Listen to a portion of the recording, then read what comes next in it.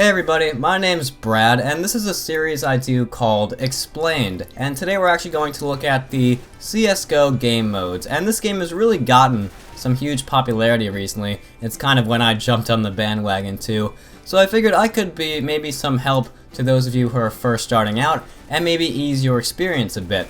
And I know nobody likes a long tutorial, so I'm just going to give you some basic ideas of how the game modes work, so hopefully when you start to play them, you can figure out what to do right from the start.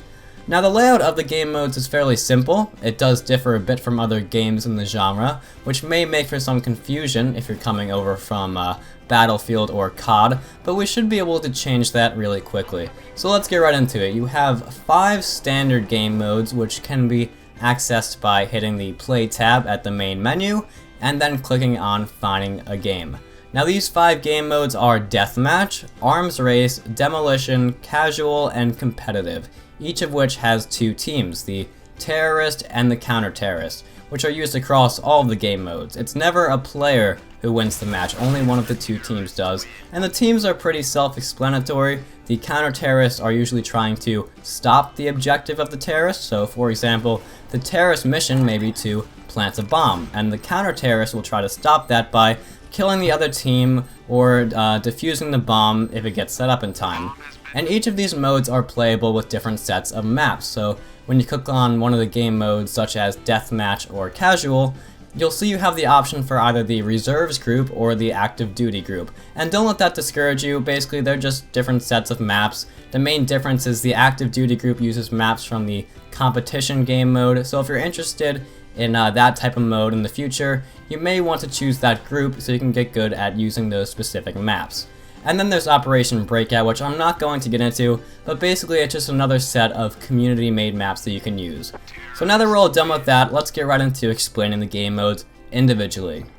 So we'll start with Deathmatch, which we all know of course. All of the guns are available at the start, and right when you spawn in, you can open up your weapon menu by pressing B on your keyboard, and then picking up your gun. But you do have to select your gun fairly quickly because you don't have that much time to do it.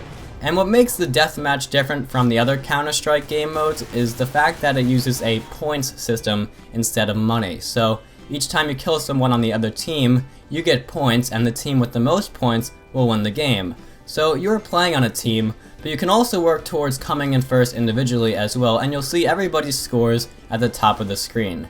And next we'll get into Arms Race, which is actually one of my favorite game modes. And basically, each kill is equivalent to a gun upgrade. So you'll start with, say, an MP9, and if you kill someone, you go to the next gun, and so on. And there's 27 weapons total, and they get better for the most part as you go on. And then once you start getting up near like the 20s, I think it is, you get like pistols again, so it might get a bit more difficult near the end. And you'll see everybody's ranking at the top of the screen. Those who are on first are ordered from left to right. The number below their avatar is the gun that they're on, so if it says 5, that means they're on their 5th gun. And the first person to get through all of the 27 guns will win the game.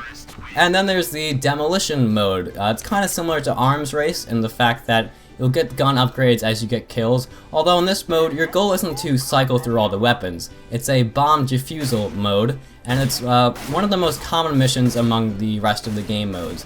One of the terrorists will randomly spawn with a bomb, and it needs to be planted and set off.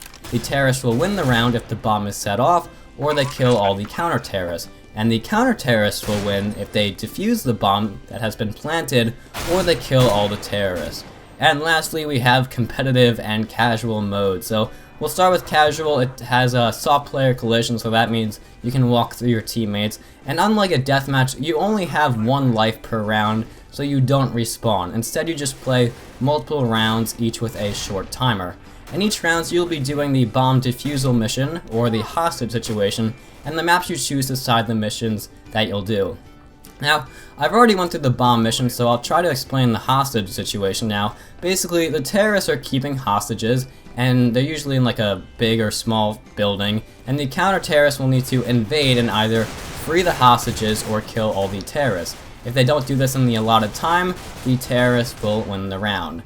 And now, you actually have to use the money system, so you can't just choose any gun you want. You have to earn money by getting kills or having your team win the round, and the money will stick with you as you progress through each round.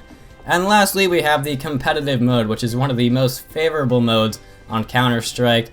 It has hard player collision, unlike the soft player in casual. And this is played a lot more seriously. You really can't just hop in and hop out. And the mission that they use is the bomb defusal, which you're familiar with by now, which it was used in a lot of other game modes that we went over.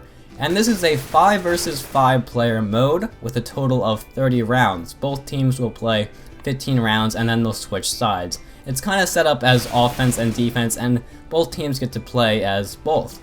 The terrorists are often the offense in this case, trying to set up a bomb, and the counter-terrorists are the defense. And the first team to get 16 points will win the whole competition mode. And that's really all there is to it. There's a bunch of community-made maps and other stuff in the workshop that you can use, but I'll save that for a separate video.